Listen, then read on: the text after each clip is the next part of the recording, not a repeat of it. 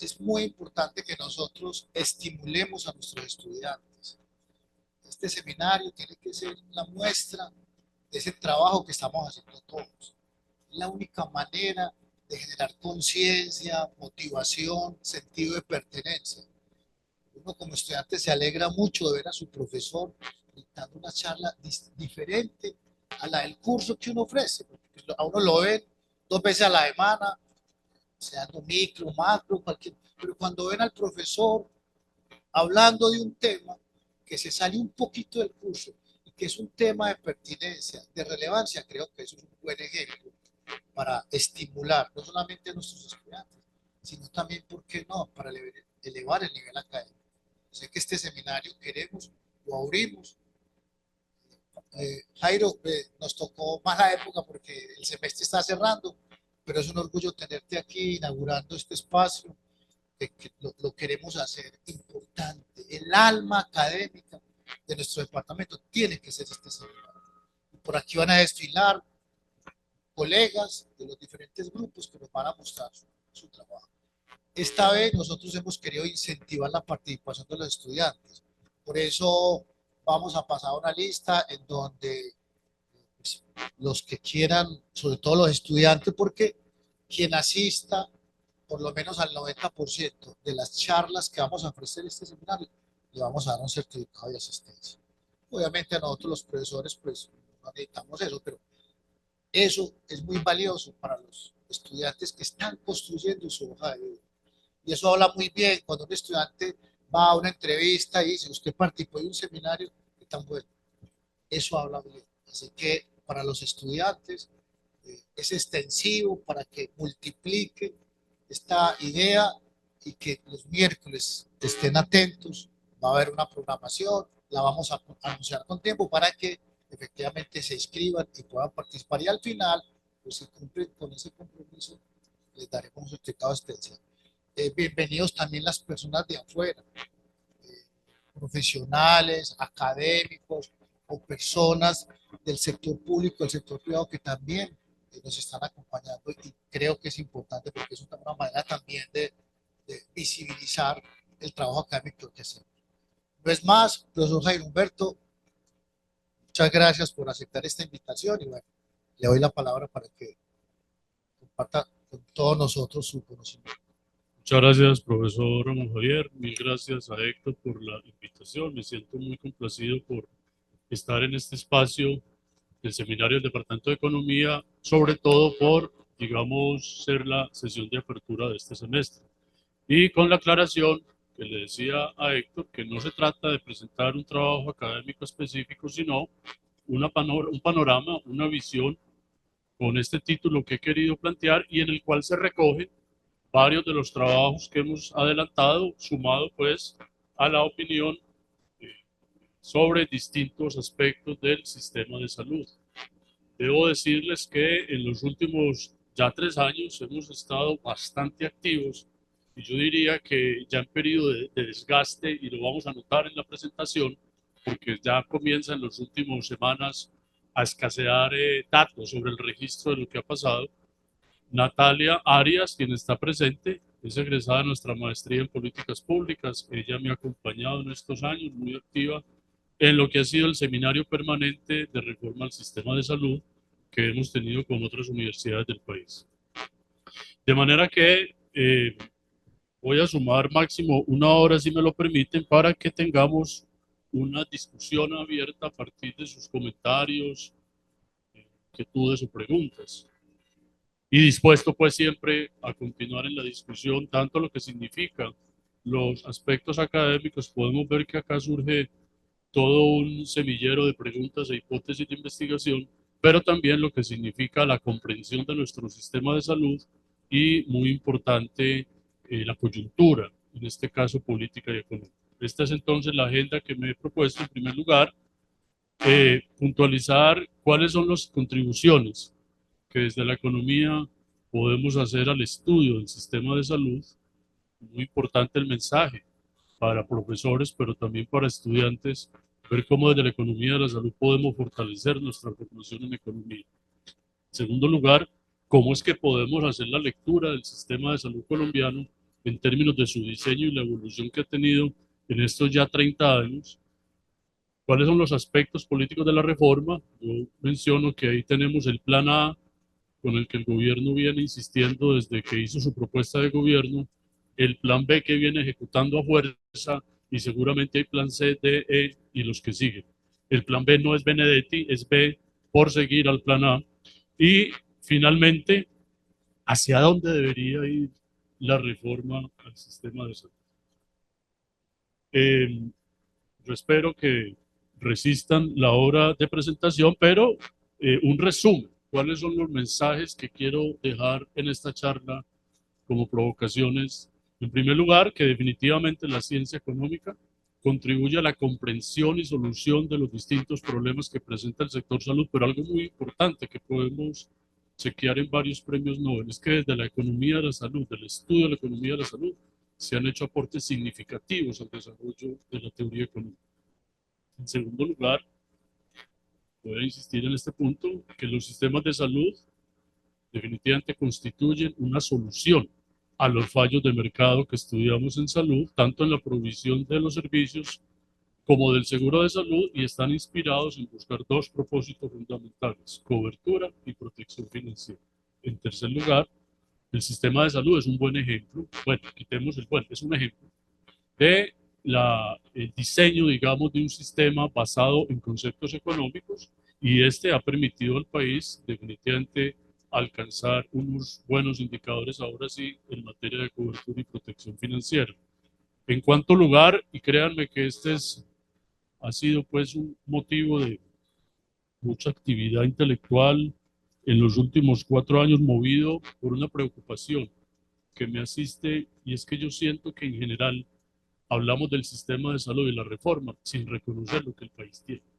Y hay un imaginario que ajusta ya 30 años, una bandera de un grupo que hoy gobierna que ha sido desmontar la ley, pero enseguecidos por esa bandera no se ha reconocido lo que el país ha logrado en 30 años, y por eso reconocer los cambios, la evolución que el sistema ha tenido. Ahora bien, aunque el sistema necesita una reforma, o más bien, el sistema necesita una reforma, pero la que el gobierno ha propuesto no es conveniente y parece poco viable. Y finalmente, una buena reforma debe tener pues unos temas que tendremos oportunidad, pero sin duda se requiere de un consenso genuino. Algún analista, y no soy analista de política, pero sí seguramente aquí hay cabida para eso, debería examinar por qué en Colombia una reforma a la salud parece imposible. Ese es de hecho, un mensaje clave que me faltó. La evidencia nos dice que una reforma es hasta ahora imposible, bastante difícil. ¿Por qué? Yo creo que hay una pregunta que la dejamos a los colegas de la ciencia política, y invocaría un consenso genuino, porque el gobierno del cambio dice que está presentando una reforma para el pueblo, pero muchos que nos creemos parte también del pueblo, reclamamos esa participación, ser parte de la audiencia para presentar evidencias, y resulta que lejos de no ser reconocidos, pues tal vez nos dan un portazo cuando se desconoce la evidencia. Bien, rápidamente les decía, material para estudio. Creo que se ha producido un material muy importante en estos años que hoy lo utilizan muchas universidades. Un profesor me decía de otra universidad: hombre, ese material está buenísimo, yo pongo a los estudiantes a leer y me voy a tomar café. Yo creo que no es la idea, más bien discutir con los estudiantes, pero hay material muy valioso. Esto es una alianza hermosa que data desde 2021, cuando el profesor Carlos Agudelo, que coordina el doctorado en salud pública en la Universidad Nacional, me dice: profesor, necesitamos ponerle economía a esta discusión, pero sobre todo contarle a la gente cuáles son las bases. De ahí se dio origen al seminario permanente, Perspectiva Histórica Internacional del Sistema de Salud Colombiano. Se publicó un número especial de la revista de la Universidad Nacional con unas memorias que comprende tanto invitados internacionales como nacionales. Todo eso fue en modalidad virtual. En 2022 nos dimos a la tarea entonces de dar inicio al seminario permanente, cuál es la reforma en salud que Colombia necesita. Tenemos 10 conferencias con un cierre que tuvimos en Quirama una reunión de todo el día con actores del sistema de salud, invitados internacionales, nacionales, logramos alguna participación del Congreso y esto se recoge en este número de apuntes de gestión y políticas públicas de la Universidad de los Andes, de la Escuela de Gobierno. Tenemos el seminario 2023 donde dimos una primera lectura a la propuesta del gobierno y el año pasado tuvimos 5 sesiones del seminario donde ya nos dedicamos a analizar hacia dónde puede ir la reforma, en el entendido, entre otras cosas, que asumimos que más que la discusión en el Congreso, el gobierno está poniendo en marcha una reforma a partir de la acción y de la inacción, y ya tendremos oportunidad de mirar eso. Muy bien, y publicaciones, tenemos nuestro último observatorio 43, 45, me regañan, 45, en el cual con otros colegas, Jesús Botero, Manuel Castaño, Diego Gómez, Julio Mario Orozco, tuvimos este análisis, que más adelante lo voy a ilustrar, y que justo hizo parte de las consideraciones que tuvo la Corte Constitucional para expedir los autos recientes en donde ordena al gobierno, entre otras, a ocuparse de esta brecha que llamamos de insuficiencia de la UPC. Es una de las órdenes que el ministro se resiste pues a asumir, pero que están ahí por mandato de la Corte Constitucional. Tenemos una revisión del sistema colombiano en un contexto internacional, muy importante el rol de las EPS, los resultados de nuestra encuesta líderes sobre gobernanza, varias publicaciones en Razón Pública, el periódico El Espectador, y resalto este ejercicio de un grupo de investigadores del Banco de la República, coordinados por Ligia Melo, donde ya de manera muy técnica se analizaron los aspectos financieros y fiscales del sistema de salud. Muy bien, ¿qué nos puede decir entonces la economía para estudiar la salud? Acá un llamado siempre a nuestros colegas y estudiantes, cuando hablamos de economía de la salud, en una perspectiva, si se quiere, neoclásica, definitivamente acudimos a Kenneth Arrow y su obra fundacional de la economía de la salud en 1963, el famoso artículo sobre la incertidumbre y análisis de bienestar de las prestaciones médicas. Esta obra siempre la recuerdo, sobre todo también el que hay detrás de ese documento, en la parte anecdótica, siempre lo evoco porque estamos hablando de toda la discusión a comienzos de la década de 1960 acerca del capital humano. Y para la época la Fundación Ford estaba financiando muchos estudios para alimentar esta discusión. Y se dijo, pero un momentico, ustedes están dedicados a los temas de educación, capital humano también es salud. Entonces, ¿por qué no hacemos un ejercicio? El ejercicio consistía en tener una persona experta del sector y tener un académico que pudiera hacer un aporte intelectual. Entonces, el experto del sector ya estaba, era un médico que, de hecho, para la época, tuvo un libro de economía de la salud que poco se leyó, y Víctor Fuchs fue el encargado de convencer a Arro de que interviniera en el tema. Arro, muy esquivo y tímido, decía, pues que yo de salud no sé. Yo de salud no sé, yo soy economista. No, Kenneth, anímate, mira, tú seguramente hasta te vas a ganar el Nobel. ¿Por qué no te animas y escribes? Entonces él hizo ese aporte y con toda, esto me parece muy importante, además del rigor intelectual, es la ética, la sencillez. Kenneth Arrow inicia su artículo diciendo, esto es un estudio exploratorio y provisional. 62 años después, seguimos el legado que deja Arrow, que trasciende a la economía de la salud. De manera rápida, el artículo de Arrow, a mi juicio, constituye una obra, obviamente lo encontramos en otros espacios, pero por los sintéticos. Ese artículo, a mi juicio, nos permite elaborar lo que yo llamo el checklist que nos permita dar cuenta si el mercado es realmente un buen mecanismo para la asignación de recursos. Entonces, Arrow, en el marco de la economía del bienestar, lo que hace es recordarnos cuáles son las precondiciones sobre las cuales el mercado de competencia perfecta conduce a la eficiencia y al bienestar. Y lo que encontramos, y aprovecho este espacio porque lo digo siempre en mis cursos, muéstrenme un sector distinto a salud que tenga una mayor colección de fallos de mercado. Acá los tenemos todos y de hecho algunos de ellos han sido estudiados desde la experiencia del sector salud Veamos, tenemos asimetrías de información, tenemos bienes públicos, barreras a la entrada, el tema de la marcación y demás de los profesionales, la señalización, tenemos producto altamente heterogéneo, mercados incompletos, restricciones sociales y externalidades. Es imposible exigir un precio adecuado cuando tenemos, digamos, externalidades. Tenemos rendimientos crecientes, hay discriminación de precios, etc. ¿Qué otro sector como este tiene más fallas? Hasta ahora no lo conozco. Es posible que exista, pero definitivamente es una riqueza al tiempo que un gran problema. Y que en todo caso nos recuerda la gran conclusión de Arrow, que lo que hace Arrow es, oiga, el mercado alcanza la eficiencia del bienestar sí y solo sí. Mínimamente se cumplen estas tres condiciones. Hay un equilibrio competitivo, se alcanza a partir de la competencia, los bienes son comerciables, se trata de bienes privados puros y no hay rendimientos crecientes. Si su mercado cumple esos criterios, bendito mercado, dejadlo hacer. Sin embargo, fue lo que hizo Arrow. Pero salud no.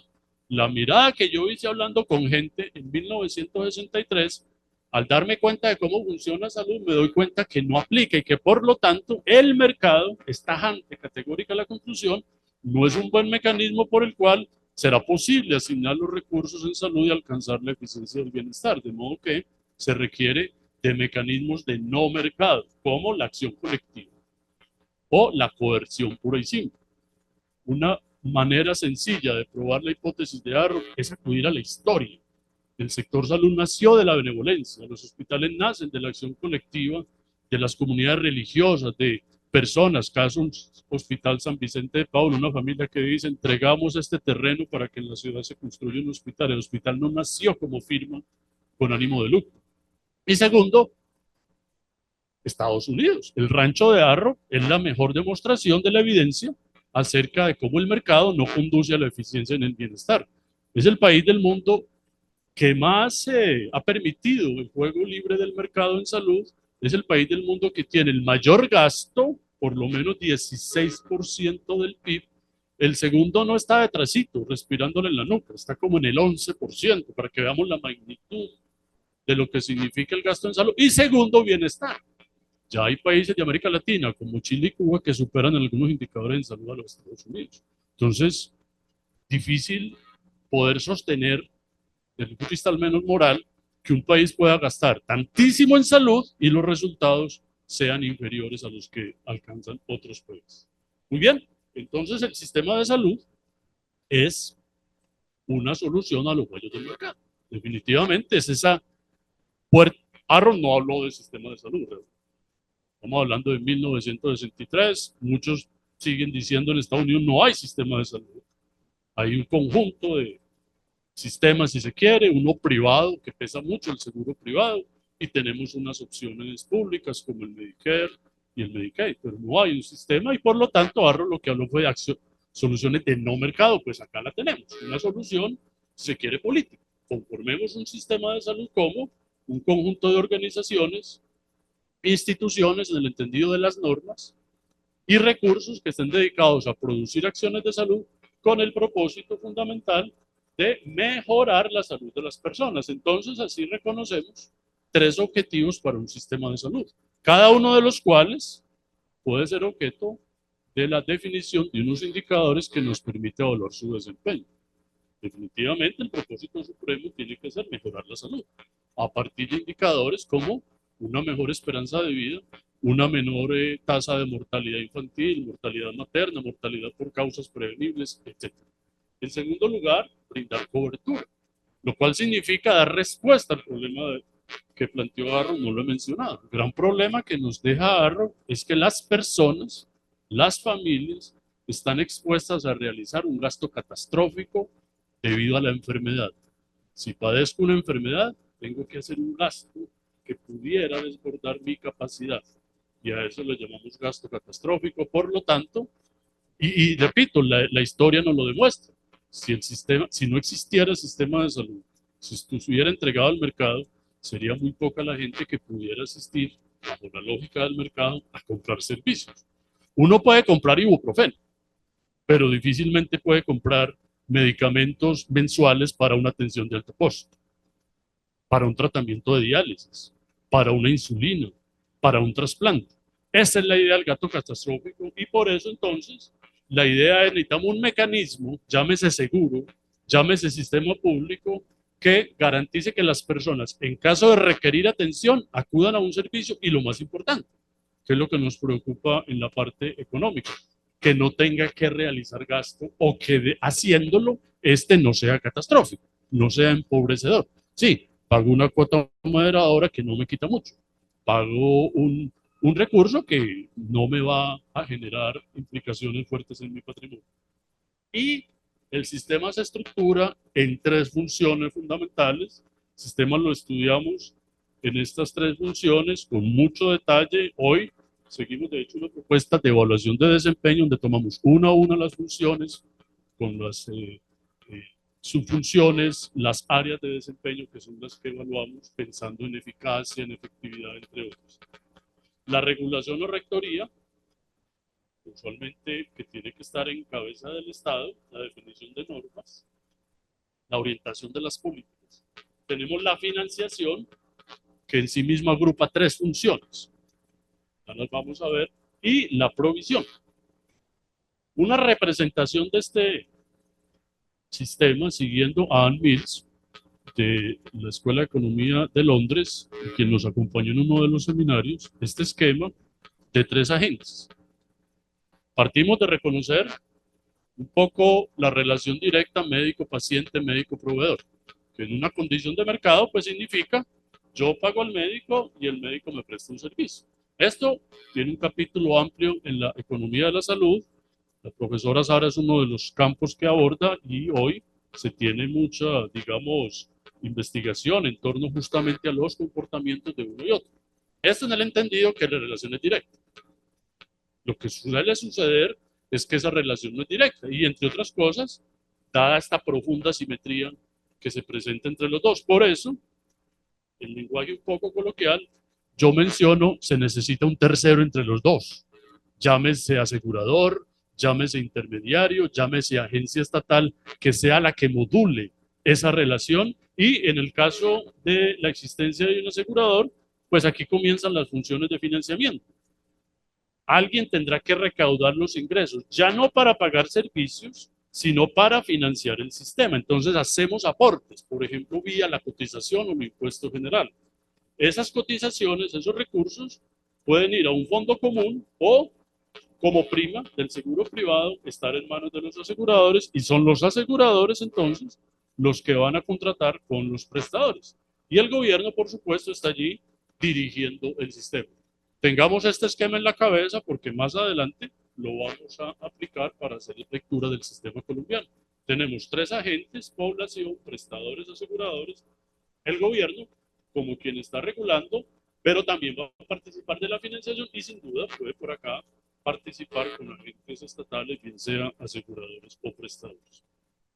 Cierro esta primera parte reconociendo que en la evolución también del pensamiento y de lo que podemos hacer los economistas, tenemos un ejercicio reciente muy interesante y es el Consejo de Aspectos Económicos de la Salud para Todos, presidido por Mariana Mazzucato. Tenemos un espacio en una página de OMS donde hay una buena cantidad de producción. Por cierto, es un consejo conformado estrictamente por mujeres, se me olvida si son 9 o 10 mujeres, produjeron este informe, transformar la economía para que proporcione lo que importe. Uno diría que se escapa, si se quiere, de la ortodoxia y hay un desafío al pensamiento económico, aunque hasta ahora no he encontrado realmente cuál sería el nuevo pensamiento, pero digamos que ahí está en discusión y aprovecho quienes tal vez consideran que Arrow hace parte como de la ortodoxia, digamos, neoclásica. Yo no lo veo así, justamente por acá siempre menciono una reseña, un fragmento de una reseña de su autobiografía, donde él dice que se describiría a sí mismo como alguien, como un socialista, pero un socialista que cree fuertemente en las bondades y la utilidad del mercado. Y ahí está entonces el lema que adoptamos en nuestro curso de Economía de la Salud: poder identificar y permitir tanto mercado como sea posible, pero practicar tanta intervención como sea necesaria. En otras palabras, a mi juicio, Ahí empieza la heterodoxia de Arro, es a reconocer las fallas y estar dispuesto a intervenirlo, porque un ortodoxo tal vez deja de realizar las fallas y alcanza a decir que las fallas pueden ser más costosas la intervención que mantenerlas.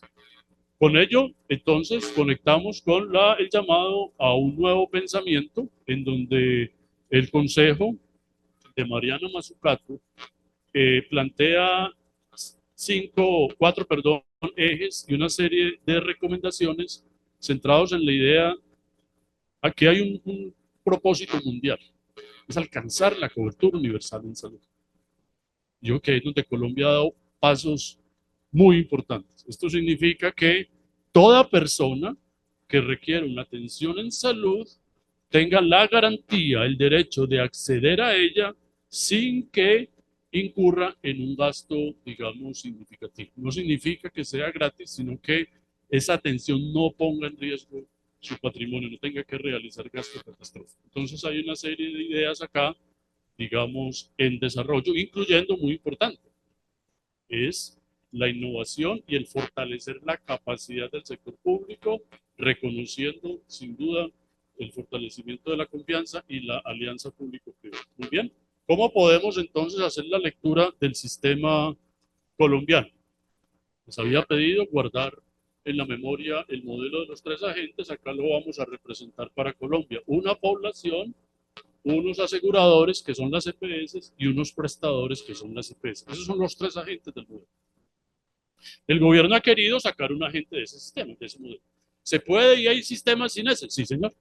España, Reino Unido, Canadá, entre otros. Se puede llegar allá. Lo que se ha necesitado y se ha reclamado es la viabilidad de llegar allá y la ruta para hacerlo.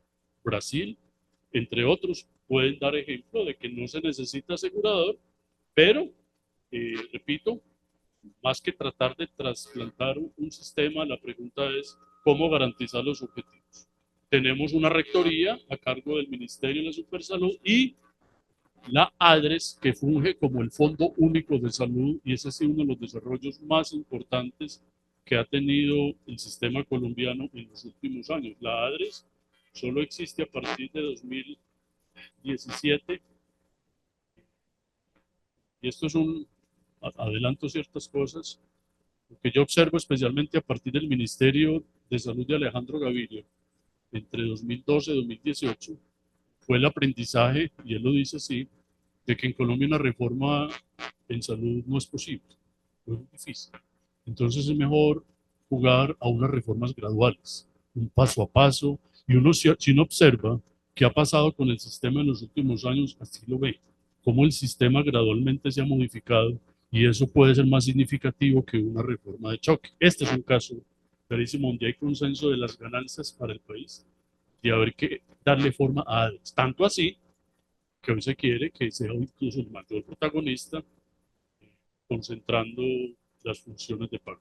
Y algo muy importante a resaltar, donde se hace evidente que Colombia adoptó un sistema de aseguramiento de carácter público. Esto no es fácil a veces de asimilar o reconocer. Colombia tiene un sistema público.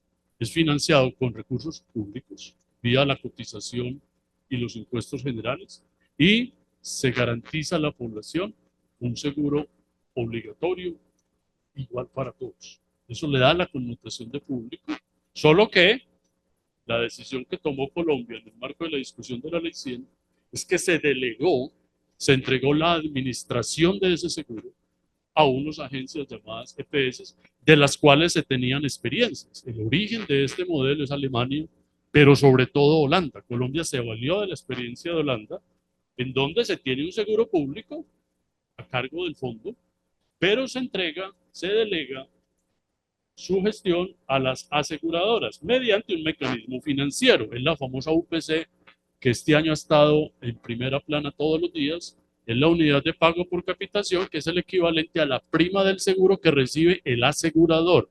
Los ciudadanos no pagamos prima, y eso refuerza la idea que este es un seguro público. Si fuese privado, pagaríamos prima. Nosotros estamos obligados a aportar a la financiación de un sistema según nuestra capacidad de pago. Muy bien. Entonces, ¿cómo funciona la financiación? Y esto es parte de la, si se quiere, magia de la solidaridad del sistema colombiano, que en varios estudios internacionales aparece como un buen ejemplo a seguir, con lecciones muy positivas, especialmente en lo que respecta al financiamiento, en la medida en que logra resolver problemas de protección financiera, incluso algo de la que llamamos la selección adversa. Lo que hacemos es entonces poner en marcha las funciones de la financiación. Primero, recaudamos un poco de dónde recolectamos el recurso, de las cotizaciones. Y aquí hay una primera bolsa.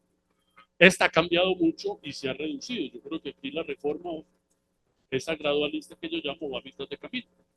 La cotización se ha reducido para las empresas y para los pensionados. Muchos estamos de acuerdo en que se continúe esa ruta y se dé una cotización ciudadana igual para todos o creciente según el nivel de ingresos. En segundo lugar, ha ganado mucho espacio los impuestos generales. Es que el gobierno complementa la financiación a partir de los impuestos generales, IVA, impuesto a la renta. Tercero, los impuestos específicos, básicamente impuesto a los licores, al tabaco, loterías. Valga señalar, los impuestos saludables que se aplican a gaseosas y alimentos ultraprocesados, no, esa sí es ortodoxa, no se acordó dejarlo para... Sí,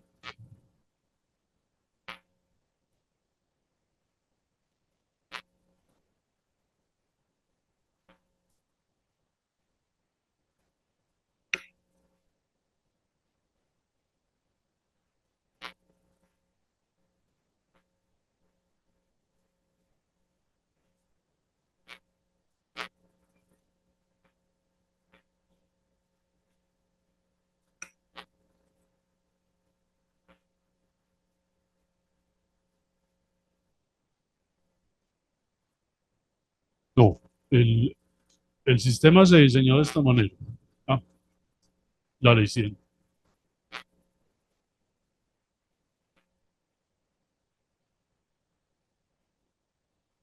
No, pero son dos cosas. Uno, cómo está diseñado el procedimiento, y dos, muy importante, David, y eso es una particularidad del sistema colombiano que sin duda agrava la sostenibilidad financiera, es el rol de la Corte Constitucional y el derecho a la salud. Porque todo eso está invocando el derecho a la salud. El diseño que se planteó, hombre, habrá un organismo, en su momento el Consejo Nacional de Seguridad Social en Salud, que establece el plan de beneficios, financiado con la UPC. Y ese es uno de los problemas que hoy tenemos. Bueno, no lo tengo acá.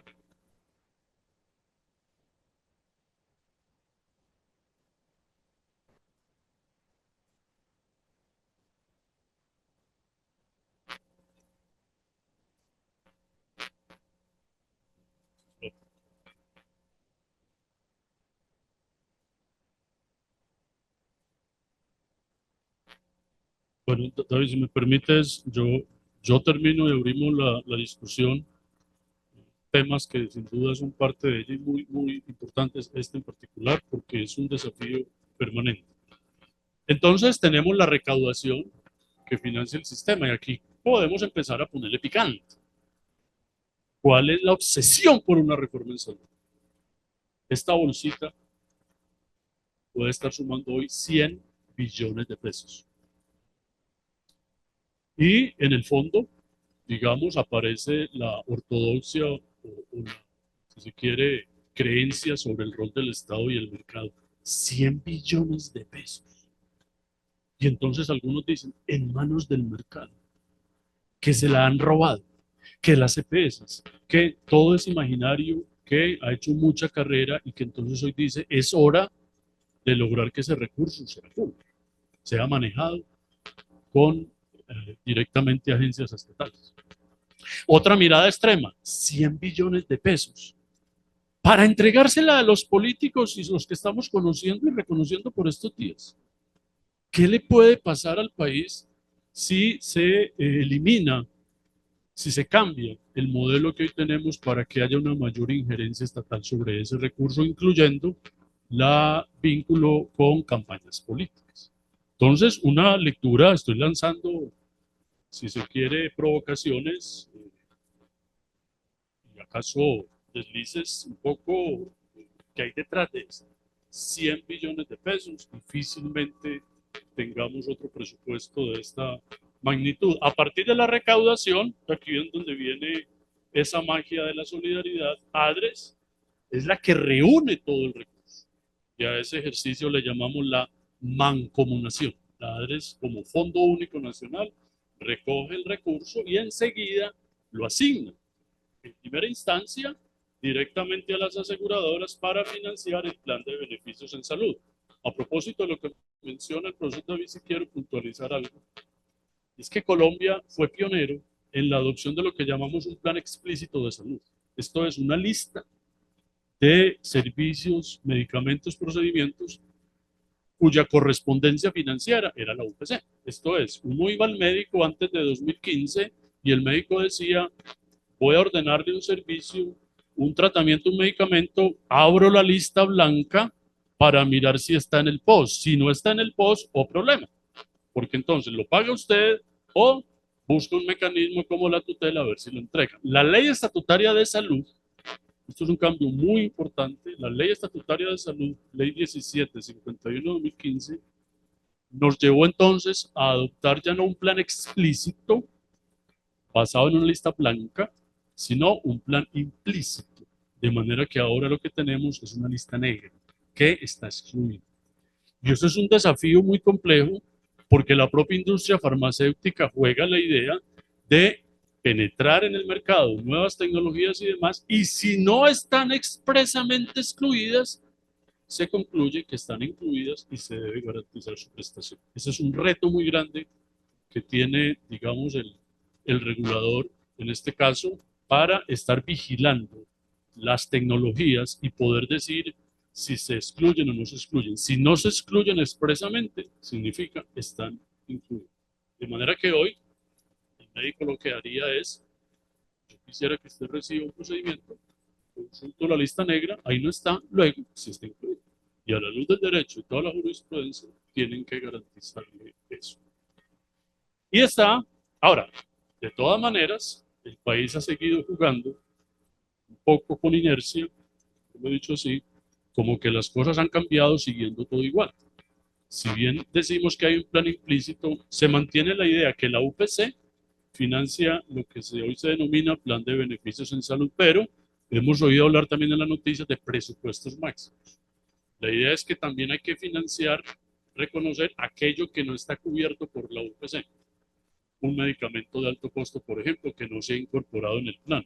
Entonces se financia con un recurso distinto. La EPS lo reconoce, antes se llamaba recobro, hoy, y era un pago ex post, que hace parte de todo este lastre financiero que trae el problema. Desde 2019 se hizo un cambio para convertirlo en un pago ex ante, de manera que ahí fue donde se crearon los presupuestos máximos. Cada año se entrega ex ante un presupuesto adicional a la UPC para poder financiar esas prestaciones no incluidas. Y finalmente, con nuestros recursos, vía copagos y cotomoderadoras, contribuimos al financiamiento de los servicios. Finalmente, son las EPS las encargadas de garantizar la prestación vía contratación con la red de servicios. Este es un recurso que está entrando en desuso, pero a mí siempre me ha gustado porque nos ilustra justo la meta y el alcance que logra un país en materia de cobertura universal en 3 dimensiones. Ha entrado en desuso porque muchos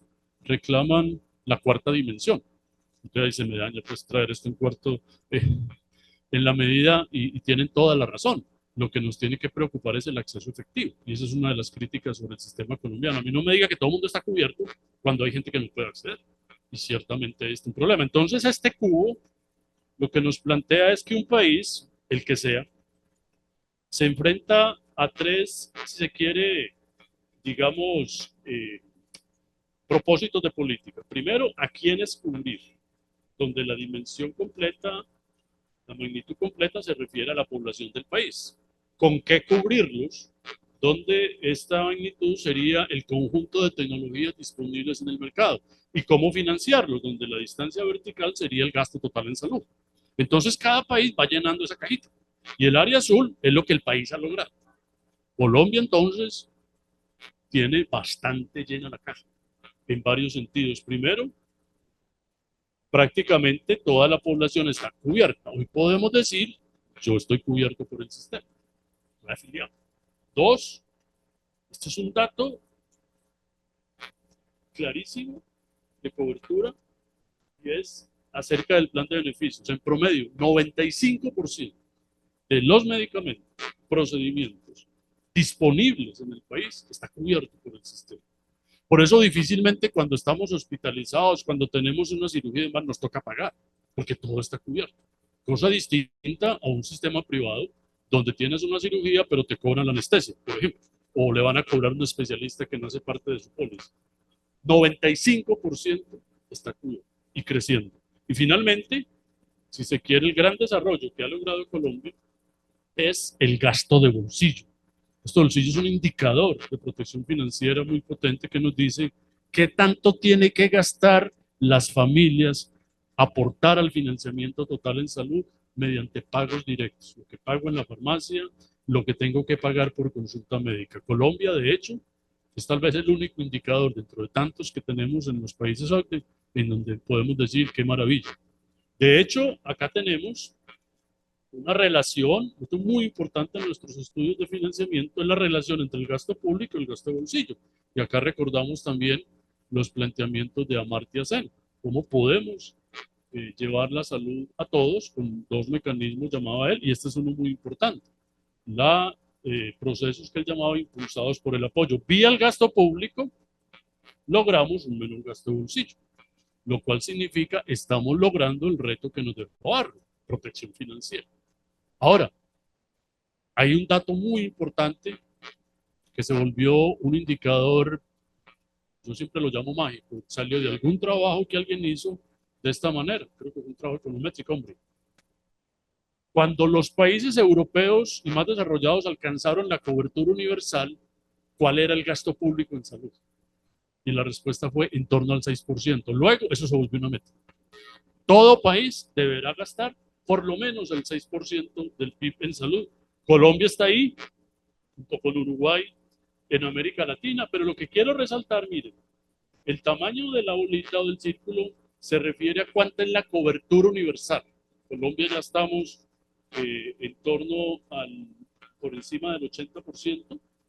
Observen ustedes que está mucho más cerca de los países de ingreso alto que de los países de ingreso medio. La cobertura es superior a la media de los países de ingreso medio. Tiene un gasto público en salud en torno al 6%, muy lejos de la media de los países de ingreso medio. Y tiene un gasto de bolsillo prácticamente igual al de los países de ingreso.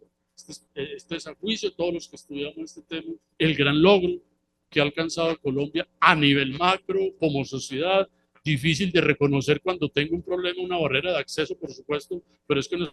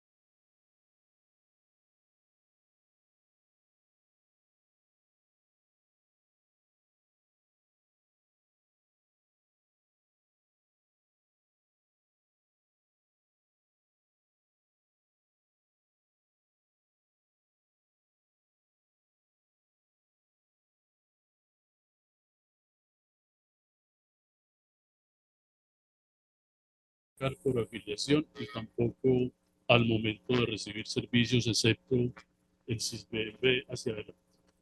En segundo lugar, el carácter obligatorio de la cotización. Este es un tema muy importante y ya me dijeron esos articulitos sanos necesarios en una ley por personas que realmente piensan en el bien común, se le atribuye a Juan Luis Londoño.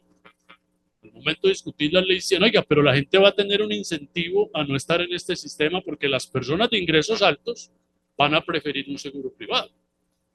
Ah, no, entonces hay un articulito que diga que si las personas tienen seguro privado, en todo caso tienen que cotizar el sistema. Bendito Juan Luis entonces en su tumba, que gracias a él ese articulito ha permitido que este sistema mantenga esa solidaridad, porque si tuviéramos un sistema como el chileno, sencillamente habría una desbandada del régimen contributivo, 15 a 20% de las personas se retiran y financian un muy buen seguro privado, desfinanciando el sistema público. Muy importante, y detrás de esto también hay un hecho político, si se quiere, de contrato social, obligarnos a cotizar para garantizar la financiación. Y finalmente, el plan de beneficios es único y está garantizado para todos.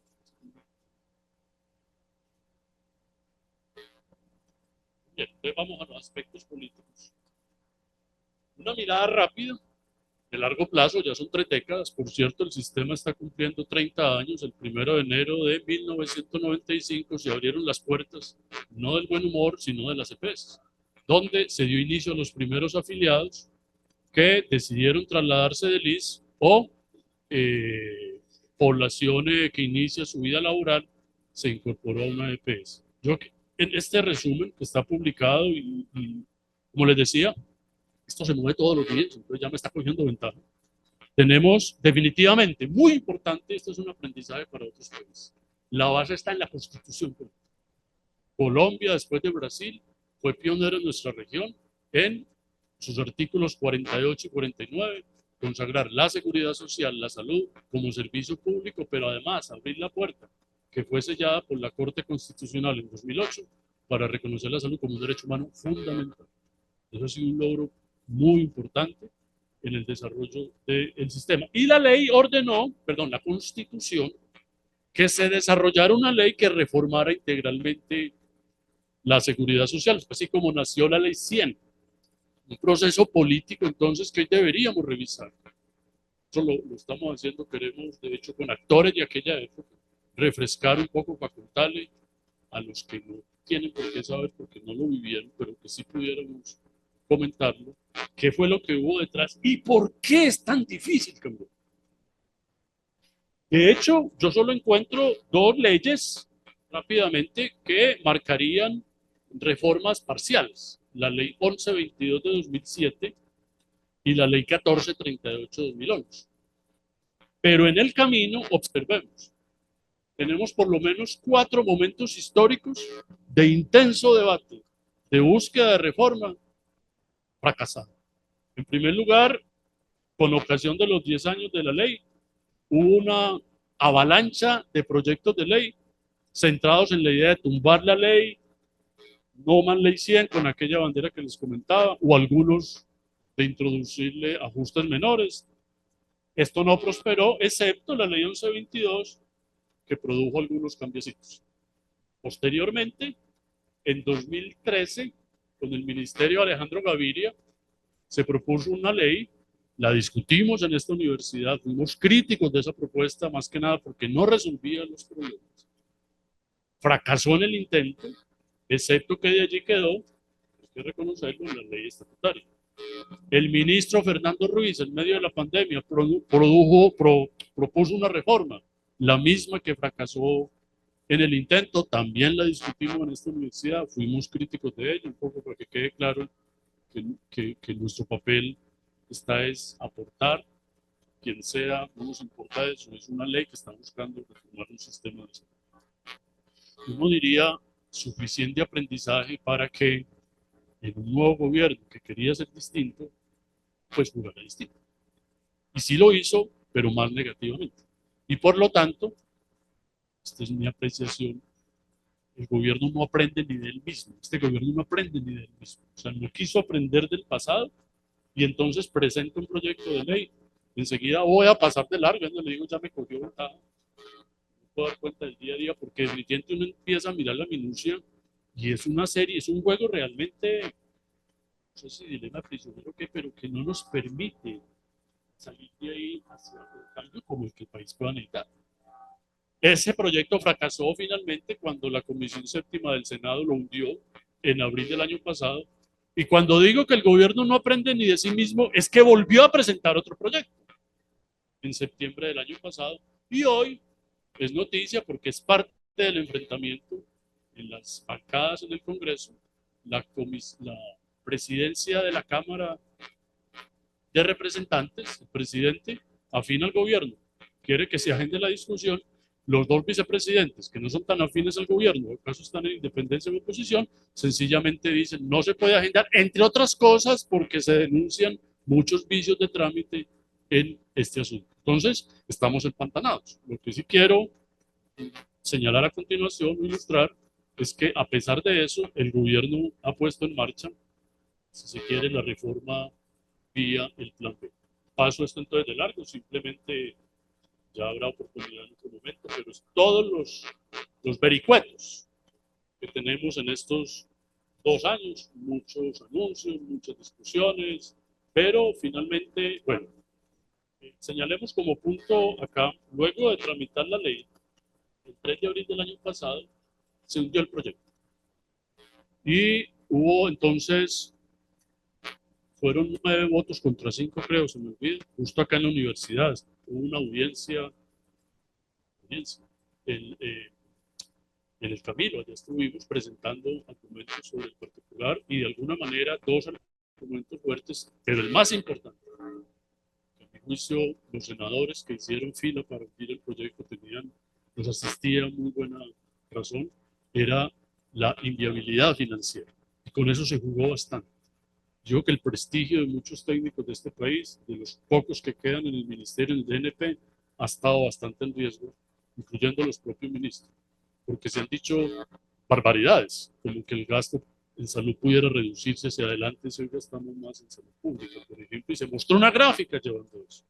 Y cuando los congresistas presionaban pidiendo el aval fiscal, nunca aparecía un documento con esa denominación. Hubo muchas coincidencias entonces, a la par con el hundimiento de la reforma, el gobierno tomó medidas, donde les decía, hay acción e inacción que muestran el plan B. Uno, vamos a cambiar el régimen de salud del magisterio y ese será el piloto para el sistema de salud que queremos para Colombia todo. Hasta ahora lo que se recoge es que dicho experimento ha sido muy fallido a partir de incluso, aunque no hay unidad dentro de FECODE, hemos tenido manifestaciones de maestros, una muy reciente fue en Manizales protestando porque pues sencillamente no están recibiendo las atenciones adecuadas. Y en torno a esto, son todos los escándalos que se tuvieron por el momento y que día a día tienen nuevos capítulos que le restan credibilidad, gobernabilidad y viabilidad a esta reforma. El congresista dice, ¿yo cómo voy a aprobar esto? A punta de que, en segundo lugar, una bandera del gobierno, y uno diría, aquí hay una buena iniciativa, que bien tramitada, sin duda traería beneficios para el país, es la adopción de unos equipos básicos de salud. Es un poco la idea que el sistema requiere, y en eso hay muy buenas razones, un ajuste especialmente para reconocer la base territorial. Una de las dificultades que tiene el sistema es que la EPS no tiene afinidad con el territorio. O sea, a la EPS no le importa dónde vive. A la EPS lo que le importa es que yo esté por ahí, ¿cierto? Acuda a los servicios, en algún caso positivo me puede llamar, me puede buscar, pero no le importa la comunidad, le importa el individuo. Y esa es la crítica centrada en quienes no comparten la idea del aseguramiento individual. Es mejor entonces una base territorial más amplia que permita que una autoridad o una agencia estatal con rectoría, por ejemplo una Secretaría de Salud, pueda realmente tener más recursos y buscar impactar más ampliamente la población. Y una de las ideas es que haya unos equipos básicos de salud, pero entonces ¿de dónde viene? Es a los trancazos. Lo vamos a financiar con el 5% de la UPC, es decir, le quito plata a las EPS, una UPC desfinanciada, para que hagan esto, que yo quiero que todo el país tenga, pero de inmediato entonces la Corte Constitucional, otra vez David, dice, no, esa medida no se puede aplicar, hasta tanto no haya un pronunciamiento del Consejo de Estado porque parece inconstitucional. El gobierno no puede hacer eso. En todo caso, y en uno de nuestros trabajos sobre capacidades, estamos evidenciando que justamente aquí hay una gran improvisación. Es una idea que se puede copiar. Hay países que tienen experiencias importantes, pero viene un poco el reto de la implementación y sobre todo la estabilidad. Las CPS colapsadas, ¿cierto? Porque están intervenidas y los resultados parecen ser más negativos que antes de la intervención, o porque deciden retirarse, caso sobrecompensar, pero el gobierno no las ha dejado salir. Estamos pues llenos de titulares día a día sobre la situación que enfrenta el sistema, y entonces este año, en septiembre, se volvió a presentar una iniciativa que está haciendo aguas de nuevo en el Congreso, y uno puede aquí mirar, si se quiere, un indicador de efectividad. ¿Cuántos tarda tramitar una ley como esta? Miren lo que llevamos. Se anunció en agosto del 22, se presentó en febrero del 23, se hundió en abril del 24, se volvió a presentar en septiembre del 25 y está estancada. El gobierno logró que en noviembre se aprobara en la plenaria de la Cámara, perdón, en la comisión séptima de la Cámara, y pasó a la plenaria. No lograron abordar el tema, entonces el gobierno convocó a extras, unas extras muy caóticas, en donde finalmente casi a pupitrazo lograron aprobar 30 artículos, 23 artículos, y el gobierno mismo, cuando vio que estaba perdido, suspendió las comisiones extras, vámonos para vacaciones el 17 de diciembre, y este año vaciló, convocó a extras, no convocó a extras, finalmente convocó a extras, y el intento resultó, aprobaron 7 artículos, y ese es parte del problema, porque se ha encontrado, es donde viene el peso de la ley, se ha encontrado que la convocatoria de estas extras no siguió el procedimiento, porque el ministro del Interior encargado no se había posesionado, pero fue quien convocó. Y ahí viene el peso de la ley. Hay que seguir la forma, por mucho que nos disguste, hay que seguir la forma. Entonces, de hecho, de esto están pegados quienes no quieren hacer la discusión porque hay un vicio de trámite. Esto fue nulo, tan nulo fue que el mismo gobierno acorralado anticipó el cierre de esas sesiones extras. Vean pues la dificultad del debate. Y acá seguramente hay dos lecturas y hay que escucharlas. La de la oposición que dice es que la reforma es mala, es que el gobierno es que, y la del gobierno y sus amigos que dirán es que la oposición es vendida a las EPS, a la industria, están torpedeando la reforma. Eso hay que escucharlo, y lo que uno anhela es cómo llegar al punto medio. ¿Qué pasará mañana como la canción? Ni idea. Esto es tan incierto que difícilmente uno puede adivinar. Yo diría, cada día que pasa es menos probable aprobar una reforma, y en todo caso lo que se apruebe, a malo que podrá hacer. ¿Qué es lo que ha querido el gobierno recordando el sistema? Introducir unos cambios estructurales centrados como en, bueno, aspectos positivos, sin duda, fortalecer la gobernanza. Este ha sido un viejo nuestro, tener un Consejo Nacional de Salud y fortalecer los territorios. Eso hay consenso, este ha sido otro llamado al gobierno.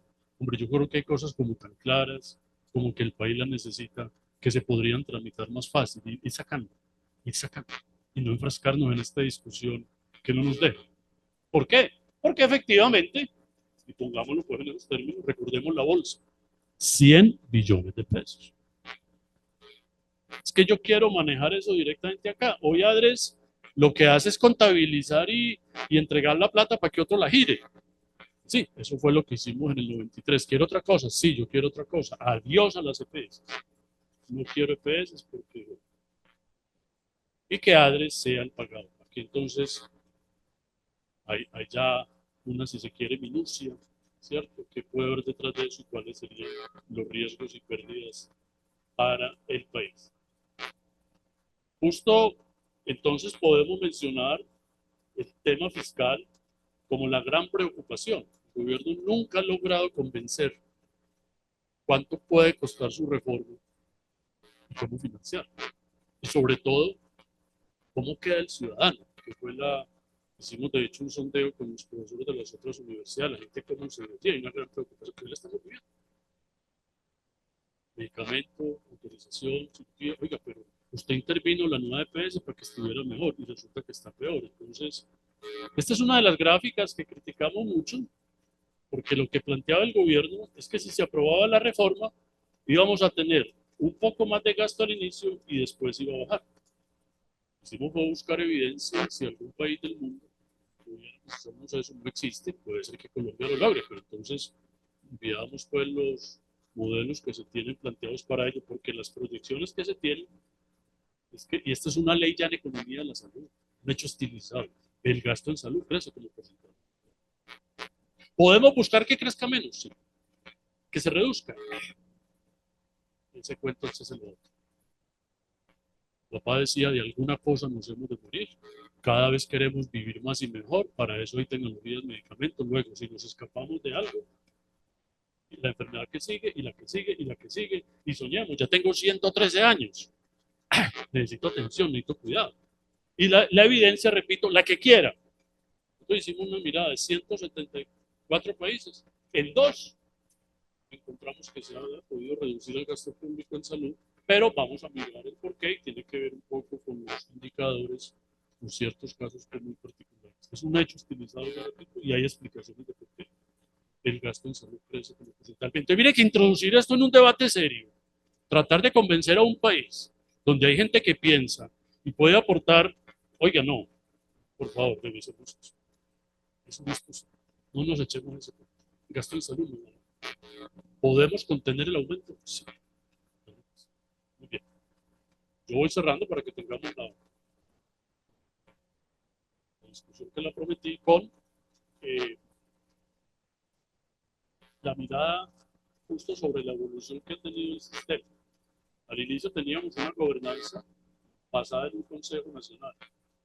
Esto se perdió, hubo un ensayo, se puede ver, pero yo recuerdo con el estudiador del tema, la Comisión de Regulación en Salud. Existió una Comisión de Regulación en Salud, pero tuvo una muerte prematura, no la dejaron pelechar, como decimos en Antioquia. Se creó el Instituto de Evaluación Tecnológica en Salud, algo que de alguna manera nos sentimos partícipes de su creación, junto con la Facultad de Medicina, y muchos de nuestros egresados han pasado por allí, incluso en la subdirección. Se creó la Comisión Intersectorial, se creó la ADRES, y todas las reformas que ha habido en el financiamiento. Esto para ilustrar, repito, la evolución que ha tenido el sistema. Uno muy importante, muy sencillo, que toca a la juventud. Mira, hasta hace unos años, como la ley dijo que la cobertura era solo para el cotizante, la familia y los hijos menores de 25 siempre y cuando estudiaran. Y yo lo viví con mi hijo. Terminó la universidad, no tenía los 18, quedó desprotegida y necesitaba una terapia, y era diciembre, porque como yo, su cumpleaños es el 30 de diciembre. Suspendido el tratamiento. ¿Por qué? Porque no está afiliado. Pero está emitida en la universidad, tráigame el certificado. Están en vacaciones. Desprotegido. Eso, Alejandro Gaviria, entre muchas cosas que dejó muy positivas, eso no se podrá cambiar con un decreto. Porque no partimos de la presunción que los hijos menores de 25 siguen dependiendo de los padres, excepto que estén cotizando. Pero no los pongamos en esa tramitomanía, lo viví, repito, para demostrar que está estudiando, que va a seguir. Eso sí, cumple los 25 años, si no hay empleo, estamos descubiertos. Bueno, ese es uno de los cambios. 2, muy importante, muy positivo. Antes era una separación absoluta, régimen contributivo, régimen subsidiario. O en el uno o en el otro, y esto generaba incentivos para no afiliarse, para no cotizar. También se hizo una modificación muy importante. Yo hoy puedo estar en Sura con el régimen subsidiario. Soy un obrero, soy un empleado doméstico, un jardinero, un empleo temporal, estoy cotizando a Sura, pierdo mi empleo, la cosa se puso difícil, me reporto en Sura, si estoy clasificado por Sisbén, no se preocupe, si le gusta nuestra EPS, puede continuar, eso sí, vamos a informar al municipio de Medellín para que sea él, porque ya no hay cotización, el que asuma no la cotización, sino la UPC de toda su familia. Es que el sistema es potente en la parte de solidaridad. Entonces me quedo en Sura. Al revés, estoy en Sabia, ingresé cuando tenía pues una condición de pobreza, pero tengo algún empleo temporal. Entonces, informa Sabia, oiga, voy a cotizar, bienvenido, suspendemos la capitación que paga el municipio, entra usted a ser financiado, más bien, entra usted a aportar al sistema. Esas cosas que uno diría son soluciones que no requieren una ley, pero que definitivamente permiten mejorarlo bastante. Nosotros acabamos de realizar una encuesta al líder del sistema de salud, donde podemos recoger algunas de las cosas para señalar acá. De manera rápida, nuestra preocupación es la gobernanza. Tenemos 3 encuestas, 2020, 22 y 24. Siempre perdemos y este año nos fue mucho más mal que en el pasado. Una calificación de 2,07 sobre 5. La confianza institucional en terreno negativo. Y algo muy importante es el reconocimiento de los principales problemas del sistema. La corrupción era siempre el primer lugar, hoy está el desfinanciamiento. Pero sobre la reforma, muy importante, hay un gran consenso que necesita una reforma. 78% dice sí, se necesita una reforma. El desacuerdo está en qué reforma y cómo tramitar. Porque cuando vamos a preguntar, bueno, entonces, ¿cómo hacer una reforma? La gran mayoría dice no, con una ley que introduzca algunos cambios al sistema. El 30% dice mediante un cambio gradual vía decretos y resoluciones, que sería seguir la tradición que traemos. Y el 20% dice, oiga, no se necesita ley, basta con gestionar y direccionar el sistema. Y el 9% dice, se necesita una ley que cambie el sistema. Debo aclarar, esta encuesta para nada es representativa en términos estadísticos. Entonces, tenemos una base de datos de líderes, Natalia, y el número. Los invitamos a participar y ellos se autoseleccionan. Bien, entonces cierro recordando que el país necesita una reforma y que los grandes temas están en financiamiento, salud pública, talento humano, prestación. Solamente quien quiera mirar esta información, nosotros hicimos con los demás profesores, con el sistema del semáforo, o con mirar la propuesta del gobierno, poner verde a las propuestas que dicen que sí, bueno para el país. Amarillo, sí, pero hay que mejorar. Rojo, eso está mal o sobra y le hace falta. Entonces, en financiamiento, este sí termino, que es nuestro fuerte, ¿qué hacer en financiamiento? Cierto ya acuerdo internacional, este un informe de 2010 sobre el financiamiento de la cobertura universal. O sea, los sistemas de salud necesitan más recursos, o más bien, más dinero para la salud, pero también necesitan más salud con el dinero. Entonces ahí depende del estado de desarrollo en el que estemos, qué país seamos. Uno, necesitamos más dinero, pero dos, tal vez también necesitamos más eficiencia. Colombia en un punto intermedio necesita ambas cosas, pero sobre todo garantizar sostenibilidad, de manera que, uno, mantener la cotización. O sea, yo sí veo que hacia mediano y largo plazo se puede continuar con la senda de eliminar la cotización de las empresas y mantener una cotización ciudadana con el piso del 4% y creciente según el nivel de ingresos. Es muy importante para salud. Es parte del problema que hoy estamos viviendo. Es definir una regla de participación para el sector. Un país como Francia lo tiene, es decir, mire, en el presupuesto general de la nación, el 15% de no sé qué cosa siempre será para salud. Salud, ¿qué es lo que necesita hoy? Que el gobierno, ¿cómo le llaman eso? Haga el cierre financiero. ¿Cuánto le falta? Y depende del ministro, la voluntad y los arreglos políticos se pone o no se pone. Hoy estamos en una profunda estrechez, hacia de largo, si ahorita cabe, es los autos de la Corte Constitucional. El gobierno está desafiando la Corte. La Corte le dijo, tiene 10 días que se están acabando, falta 3, para conformar una mesa técnica y que haga el trabajo que usted no ha querido hacer. Es definir esa UPC con transparencia y con rigor técnico. Y para ajustarla y asignar los recursos. Se necesitan nuevas fuentes de financiación. Yo creo que los impuestos saludables, incluso eso puede tener un impacto sobre los ciudadanos. Se asuma que se ayuda a financiar programas de salud, incluyendo mayor esfuerzo regional. Aquí esto pega con la reciente reforma al sistema general de participaciones, que puede agravar o ser una oportunidad para el financiamiento del sistema, en la medida en que en el largo plazo los municipios y departamentos van a tener recursos. Salud deberá estar en primer lugar en la revisión de las competencias. Esta es la más impopular, pero alguien lo tiene que decir. Es revisar el esquema de copagos y cuotas moderadoras. Podemos aportar más, ¿sí? incluso también para ayudar a racionalizar el uso. Definitivamente, esto está de moda, el trabajo que hicimos y que se llevó a la Corte lo muestra, la necesidad de un nuevo cálculo y del procedimiento para hacerlo. Estoy en el ambiente menos propicio para decirlo, y es que se deben eliminar los regímenes especiales, incluso los de las universidades públicas. Esto no es un buen ejemplo que los universitarios se mantengan al margen, o algunos universitarios, del sistema general que los demás padecemos, manteniendo regímenes especiales que lo que hacen es otorgar privilegios. Y si eso se hace, pues se refuerza la solidaridad. Y finalmente, de atención, especialmente para enfermedades de alto costo. Con esto termino, me disculpen que me haya pasado unos minutos y abierto entonces a la discusión. Muchas gracias.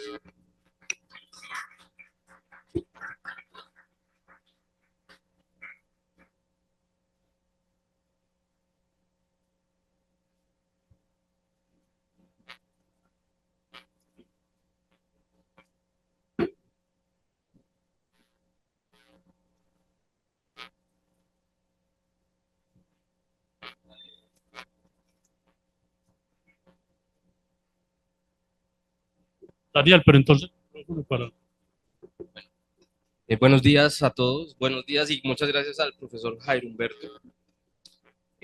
Muy buena la presentación porque surgen muchas preguntas, como lo dijiste al principio. Tengo como varios, pero voy a tratar de ser bastante breve. Lo primero es, como independientemente de la reforma, digamos que es uno de los puntos centrales de tu presentación, es, además de la financiación del sistema, que es un problema, que creo que es el problema macro más importante, es qué otros problemas identificas que tenga el sistema y que deben ser como corregidos. Digamos, una cosa es la reforma ha tomado una, digamos, como un toque un poco político más que académico o técnico. Entonces, dejando de un lado la reforma, ¿cuáles identificas tú que sean como los problemas para corregir independientemente de la financiación? Lo otro que yo observo es que el sistema de salud de Colombia es, digamos, como tú lo mostrabas con tus datos, es, en términos generales, es, digamos, parece ser muy bueno, ¿sí? Pero con indicadores a nivel macro, ¿sí? Cuando hablas de la financiación, de la cobertura, todo eso, esos son indicadores macro. Entonces, lo que viene y me pregunto es a nivel micro, a nivel de el individuo, el sistema de salud al final está tratando con seres humanos. Y entonces ahí me pregunto dos cosas. Número uno es la relación entre calidad y cobertura. Uno de los objetivos del sistema es cobertura, ¿de acuerdo? Pero en ninguna parte de los objetivos se ve algo sobre calidad. Y creo que parte de las quejas a nivel individual de las personas es acerca de la calidad del servicio, ¿sí? Entonces ahí, ¿qué pasa? ¿Qué se sabe? ¿Qué se conoce sobre eso? Y relacionado con calidad es el efecto de la desigualdad que puede existir en la prestación del servicio. Una cosa es si tú vas a un hospital y tú eres digamos, eso se percibe. Yo no tengo datos sobre eso, pero es la percepción. Y así estoy hablando como ciudadano de a pie. Y es que una cosa es si tú tienes si tú perteneces al régimen contributivo y otra cosa es si perteneces al régimen subsidiario en términos de la atención. Y otra cosa es que, digamos, para hogares con ingresos relativamente altos, ya sencillamente no utilizan el sistema general, sino van a las pólizas de seguros que obviamente son más costosas o a los planes complementarios. Entonces eso genera como una división que no estoy seguro si sea buena o mala, digamos, esa es como mi pregunta. Ahí para.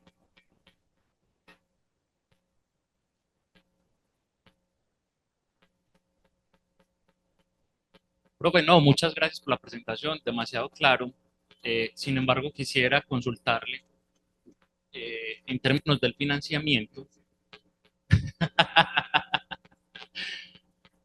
En términos del financiamiento, Alejandro Gaviria lo resumía en tres problemas: la presión tecnológica, la corrupción Y por último, pues los asuntos de riesgo moral asociados a los individuos que consultan y asisten al sistema.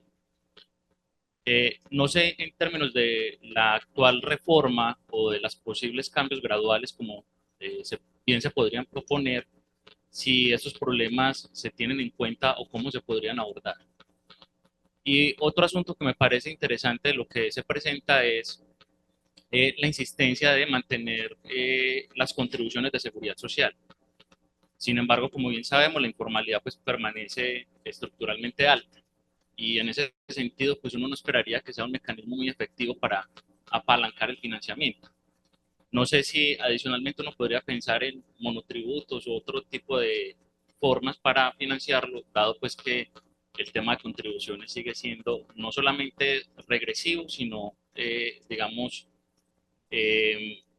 difíciles de implementar en un país con las tasas de informalidad que tenemos.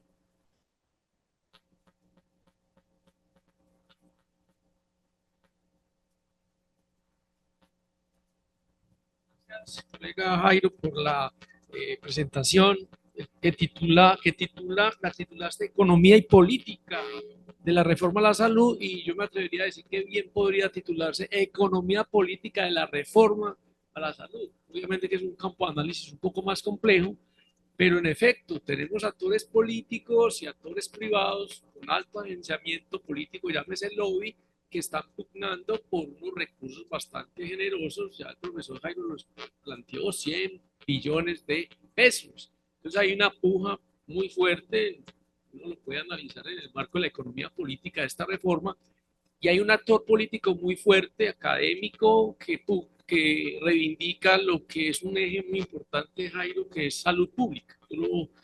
Tú lo expresaste. Hay una invocación a la salud pública que está íntimamente relacionado con el modelo de salud.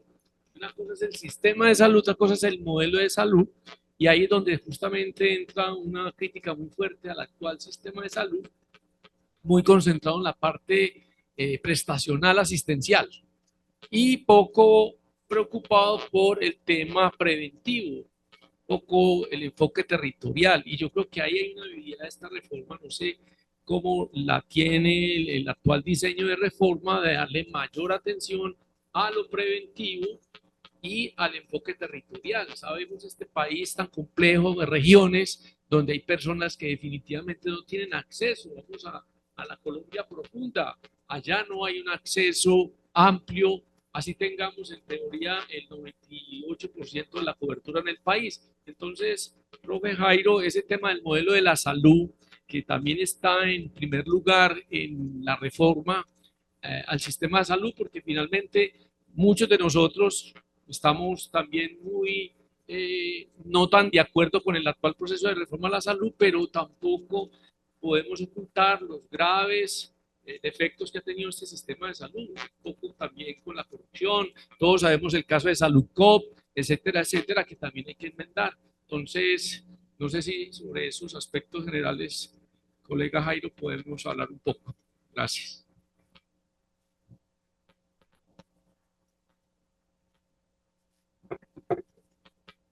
Bueno, voy a responder primero a lo que ha planteado Daniel, porque recoge varios de los aspectos y me permite sobre todo dejar algo claro. Efectivamente, esta mirada que hacemos a partir de indicadores es macro y nos permite hacer esa comparación internacional en torno a los propósitos macro del sistema.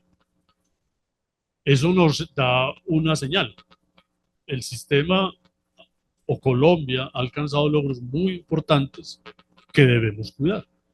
Eso no significa efectivamente que en el nivel meso y micro el sistema tenga problemas que debemos reconocer.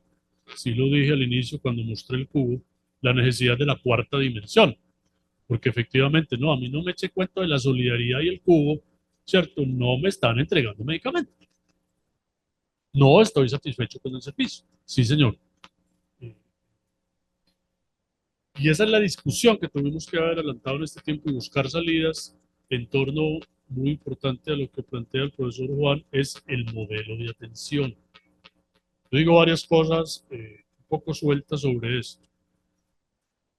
En financiamiento, o sea, además del financiamiento, y así lo planteé desde que inició el gobierno, hombre, si este gobierno quisiera avanzar en serio hacia una reforma del sistema de salud más allá de provocar una polarización y un colapso como el que estamos, uno, muy importante y curioso,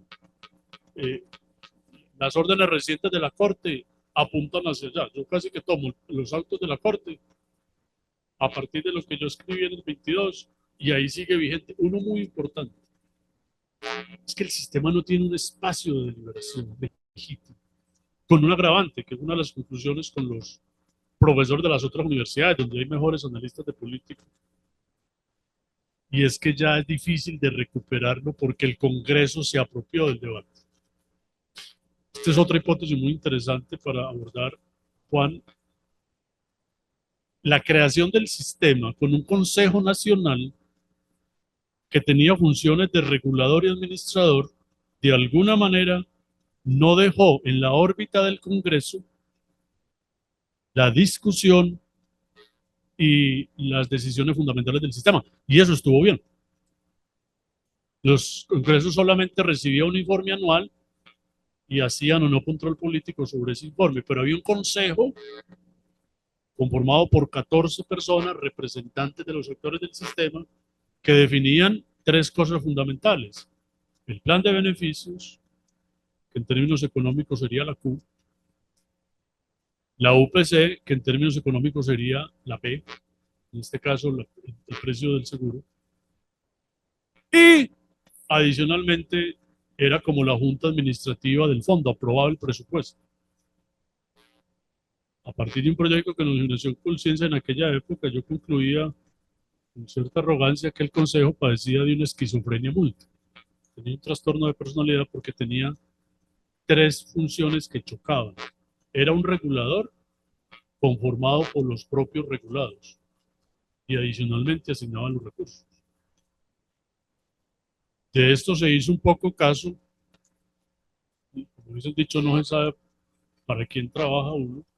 La ley 1122 creó la Comisión de Regulación, basada un poco en nuestro, ahí está en la exposición de motivos. Hombre, necesitamos un regulador con más independencia, se la tenemos, créese la CRES, aprendiendo de la CREG, aprendiendo de la CA. Y empezó a funcionar, pero el diseño sí que estuvo malo, fue perverso. Y efectivamente murió en 2012. Muy a mi pesar, porque era una experiencia que parece a mí debió mantenerse. Entonces el sistema perdió mucha gobernanza, pero incluso legitimidad, porque entonces los actores a qué juegan, a hacer lobby, a buscar a quién apoyamos en el ministerio, etcétera, y esa instancia legítima no existe. Entonces hoy hay un consenso. Ahí la Corte lo dice, oiga gobierno, no, un momentico, es que esta vaina hay que discutirla, se necesita la participación, la transparencia, etcétera, confórmese una, repito, faltan 3 días para conformar una mesa, donde estén los que saben de esto y aporten a la discusión. Esto no puede salir de una caja negra que nadie pueda leer. Entonces, primero, Daniel, para responderte cuestiones que incluso no necesitan cambio. Si hubiese voluntad, ese consejo estaría conformado desde el 1 de agosto de 2022 con un decreto. Y ese consejo, como pasó en Perú en otro momento, era el que hubiera preparado una buena reforma, que le daría mucha legitimidad. Entonces, ¿qué pasó? El Congreso se robó el show. Y el Congreso puede tener santos, pero bueno, santos con minúscula. Puede tener santos con minúscula, pero también muchos demonios. El Congreso se robó el show. Y ciertamente los grupos de interés están ahí. Uno no es ingenuo. Entonces, los indicadores macro me dicen, vea, este sistema, cuando se... Mira, hagamos, soy un estudiante de cualquier otro país distinto a Colombia, me ponen en un trabajo y digo, profe, mire lo que encontré de ese país, mire cómo queda. Claro, y usted llama a un crítico del sistema y se lo devora. Llama a un defensor del... Claro, este es el mejor sistema, yo siempre quedo en la mitad. Todo este tiempo, ¿cierto? Entonces, según el momento político, a uno lo pueden ubicar. Segundo lugar, el aseguramiento, que no lo mencioné. Yo sí he venido diciendo mucho y tengo una gráfica clarísima sobre eso. Porque uno sí puede tomar lecciones. Oiga, si nos devolviéramos en la máquina del tiempo y vamos a hacer ese ejercicio, preguntarle a los actores de aquella época, ¿qué no volvería a ser? Y a mi juicio, una clarísima. Es que ahí la economía de la salud era precaria en Colombia. Ciertamente Juan es el economista, pero tal vez más ortodoxo de la cuenta, ¿cierto? Y no hubo quien pusiera freno porque se utilizó muy mal la economía. Y una de ellas fue la competencia en el aseguramiento. Entonces yo concluyo de esta manera. La historia del aseguramiento está terminando por donde debió haber empezado. ¿Y por dónde empezó? ¿Cuántas EPS habrá en Colombia? ¿Cuántas el mercado resiste? Juguemos a la selección natural. Ese fue el experimento de Colombia. Y llegamos a tener 250 EPS del régimen subsidiario, donde no se respetó, por ejemplo, la ley de los grandes números. Empezaron a colapsar, a fracasar. Corrupción, actores armados quedándose con la plata. Y hoy lo que tenemos es un número pequeño de EPS a fuerza, producto de la norma que las obligó o sencillamente ya del descalabro financiero. Entonces el aseguramiento, si nosotros quisiéramos darle una oportunidad a este sistema, muy importante reconocer, olvídese de la ortodoxia de la competencia en el aseguramiento, porque ¿qué se vendió? La libertad de elección, ¿cierto? Yo elijo mi aseguradora, la pregunta es, volvemos a sí, solo sí, ¿cuál es la información que tiene el individuo típico para escoger aseguradora? ¿Y qué tal si solo puedo escoger entre una? Porque soy un campesino en Buriticá y me dicen que hay una EPS, ¿cuál escojo? Ah, pues esa está bien. Entonces, no lo estoy diciendo hoy, lo decía el de 2000. Oiga, esa ortodoxia no vale la pena, es costoso. Fue costoso. Entonces hoy, si tuviéramos posibilidad, es revisar el aseguramiento. En la propuesta de reforma de Alejandro Gaviria estaba muy bien planteado. Es buscar equilibrar ese rol que tiene la EPS con el territorio. Entonces decir, Antioquia y Medellín, Sura, usted es el fuerte, quédese aquí. Si es del caso, le otorgo la facultad de monopolio natural, o en todo caso voy a definir una regla. En la propuesta de Alejandro Gaviria se planteó una regla muy de cálculo actuarial y demás. ¿Cuál es el tamaño mínimo de una EPS en Medellín? Porque ahí es donde está el detalle. Se pensó el país. Listo, hay una EPS con 1 millón de afiliados, pero ¿dónde están? Ah, hay unos en San Juan de Pomuceno, hay otros en Pasto, otros en... ese fue el problema, eso está claro.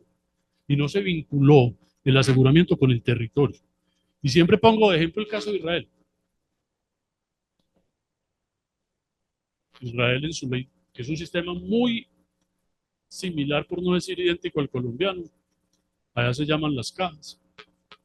Por ley son 4. Y sin fin de lucro.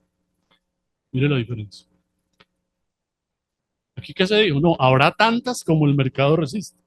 Entonces la historia, la curva que yo tengo, eso está así. Cuando, sabiendo eso, si aplicamos bien lo que sabemos, insisto, aquí se abusó de la economía, competencia. Oiga, venga, la competencia tiene unos requerimientos de información y demás.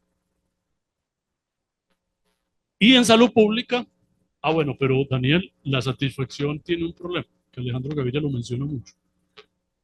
Es que aquí hay dos miradas. Cuando el paciente sale de un servicio, le preguntan qué satisfecho queda y ese indicador es bueno o no es muy malo. Porque grave sería que no lo fuera. O sea, la gente habrá que hacerle seguimiento. No he hecho miradas recientes, pero entonces no es fácil, digamos, descalificar el sistema por ahí, pero sin duda, insisto, y ahí es donde también desde el inicio del sistema se planteó. Cuando yo empecé a estudiar esto, me encontré con un informe de la Universidad de Harvard, una propuesta de implementación de la reforma, con este esquema. ¿Qué hizo Harvard? Leyó la ley 100. ¿Sí? ¿Qué ley tan buena? Dijo Harvard. Pero solo podría implementarse en unos territorios donde no reside más del 40% de la población, que es la gran ciudad. Hay unas poblaciones en donde reside un 30% de la población, donde no tiene ningún sentido intentar aplicar esa ley. No me casé mucho con esa idea y de hecho con Fernando Ruiz, que fue ministro, aquí en 2001 tuvimos un debate muy fuerte sobre cómo se pensaba el seguro, porque yo en parte lo ridiculizaba con un esquema. ¿Cuál es el conjunto de elecciones del régimen subsidiado? Un punto. Entonces, ¿qué escojo? Ese punto. Entonces no nos engañemos. Mejor ejerzamos un papel ahí donde viene el tema de la rectoría. Hermano, oiga, yo los voy a afiliar, los voy a proteger, pero no engañemos con el punto que la gente va a escoger, porque no tiene nada que escoger o no tiene información.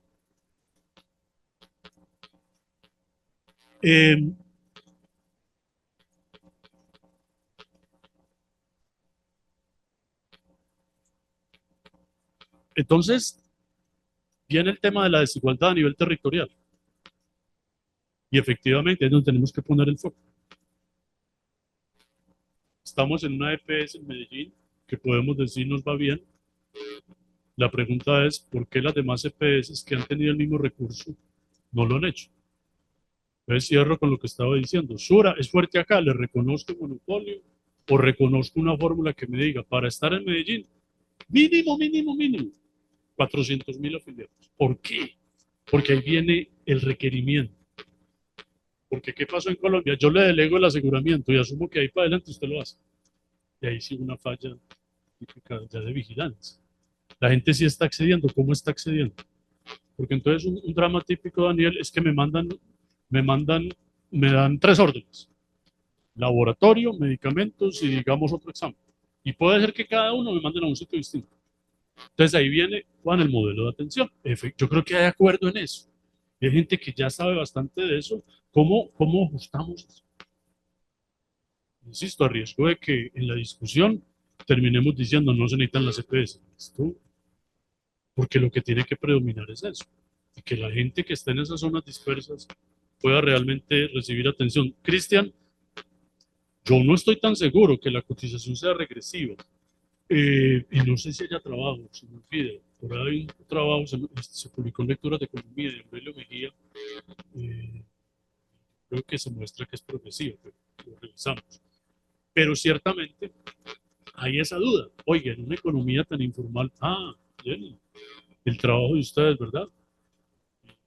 En el pregrado fue sobre este tema. ¿Cuánto le cuesta la informalidad al sistema de salud? Hicimos allí algunas cuentas, pero yo no pondría en duda la cotización, por el contrario, me parece que permite mantener ese contrato social. O sea, que el ciudadano siempre que es parte del financiamiento, y más bien, Cristian, sí, que monotributos, que no sé qué pensarle a la cosa. Yo creo que el país ha avanzado, el papel de la DIAN, de la UGPP, eso hay que seguirlo haciendo bien, ¿sí? Que la gente sienta que aporta el 4% de su ingreso y que exista forma de captar cuál es su ingreso, porque ciertamente cuál es el problema de la cotización, queda anclado en el ingreso laboral. Entonces solo es posible que aporten los que están en un vínculo formal. No, desarrollar mucho estos esquemas que permitan captar el ingreso. Yo cuento una anécdota, estábamos en Bogotá con otras personas y nos subimos a un taxi y hablábamos de este tema. Y era una conductora, ella, hasta que se metió en la conversación. Oiga, pero ustedes que dicen eso, es que a mí me ha ido muy mal. ¿Qué le pasó, señor? No, es que imagínense, me llegó una carta y es que una UGPP, que yo tengo que cotizar el sistema. Y yo apenas tengo este carro y tengo un apartamento. Entonces, ella pues terminó brava y nos bajó. Y señora, sí tiene con qué aportar. La información que hay de usted, allá está. Y tiene un ingreso que le permite aportar. La idea es que todos aportemos. Eso es cultura de la seguridad social. Tiene su patrimonio, tiene su fuente de ingreso. Obviamente que esto es delicado. ¿Sí? El tema de la capacidad. Pero en principio, yo creo que eso hay que mantenerlo. Y finalmente, Juan, perdón, Daniel, hay un tema muy importante. Sino también, Cristian, es la corrupción. No nos olviden que, mire, es tan grave el problema financiero que nuestras encuestas, las que han hecho siempre el primer problema, hoy pasó al segundo porque primero está la preocupación por el financiamiento. Nosotros hicimos un gran trabajo, incluso financiado con la Unión Europea, sobre transparencia e integridad en el sistema y propusimos toda una propuesta de política. Ahí se requiere mucho y esto, créanme que no es fácil encontrar el cómo, porque el discurso y el recetario es claro. Se necesita rendición de cuentas, se necesita establecer veedurías, etcétera, pero de pronto sí afinar mucho el tema de los incentivos. Yo creo que ahí la participación es clave para ello. En cuanto al modelo, Juan, hay una insistencia del gobierno y yo creo que en eso no hay reparos. Obviamente hay que escuchar más a los que del campo de la salud pública. Él es un modelo preventivo y predictivo. Maravilloso. Lo que no hay convencimiento, porque lo he escuchado el profesor Carlos Agudelo, del Jorge Hernández de Lanceros antes, que son los que saben, tienen sus críticas muy fundadas sobre el hecho que eso es un mero discurso, que al momento de ponerlo a marcha, sí, entonces uno dice, sí, prevención, pues claro, es mejor prevenir, curar, sí, ¿quién va a decir que no? El problema es que lo que se está proponiendo tiene que convencer a los que saben de eso. Yo ya me quedo corto, pero si uno lo escucha a ellos, encuentra reparos, entre otras cosas, porque se toma de base lo que se intentó en Bogotá, que no funcionó. Sí, pues que sí lo muestra. Por último, entonces, quiero insistir en algo. No puede quedar la sensación de que estamos asumiendo que el sistema es bueno, que es una maravilla. Hay unos indicadores macro que muestran a Colombia en una buena posición. Eso no descarta, no quita que tengamos que examinar ese sistema con sus problemas y buscar mejorar. Pero ¿qué es lo grave de mí? Que la discusión para resolver lo micro tumbe lo macro. De hecho, con Alejandro Gaviria tuve ese debate siendo ministro, porque él estaba de acuerdo de alguna manera en romper la solidaridad cuando propuso que las personas decidieran trasladarse, se llamaba trastear recursos, y que yo tomara recursos del sistema y me fuera para la prepagada y ahí sí la fibra social. Aquí lo mostré. La importancia de que todos estemos obligados a aportar. ¿Quiere un seguro privado? Felicitaciones, pero siempre y cuando. Y eso cuando la superintendencia empezó a aplicarlo le dolió mucho a la gente, porque es un rentista que le llegó la carta, oiga, usted está afiliado a esta prepagada, a esta excelente prepagada, pero usted no está cotizando el sistema, se le suspende el plan de la prepagada hasta tanto no cotiza el sistema. Esto es un blindaje espectacular sobre el financiamiento público. Eso yo no lo pondría pues en